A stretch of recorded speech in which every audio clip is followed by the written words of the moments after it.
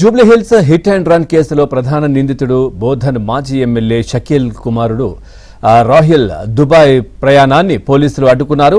Court అనుమతి లేకుండా విదేశాలకు వెళ్లడం కుదరదని స్పష్టం చేశారు. 2022లో జూబ్లీహిల్స్ లో జరిగిన రోడ్డు ప్రమాదంలో ఓ చిన్నారి మృతి చెందగా మరో ముగ్గురు తీవ్రంగా గాయపడ్డారు. ఈ కేసులో రాహిల్ ప్రధాన నిందితుడిగా ఉన్నారు. కొంతకాలంగా దుబాయ్లో తలదాచుకున్న రాహిల్ హైకోర్టు ఆదేశాల మేరకు ఇటీవల హైదరాబాద్కు వచ్చి జూబ్లీహిల్స్ పోలీసుల ఎదుట విచారణకు హాజరయ్యారు. ఏప్రిల్ 30న తిరిగి దుబాయ్ వెళ్లేందుకు టికెట్ బుక్ చేసుకున్నాడు.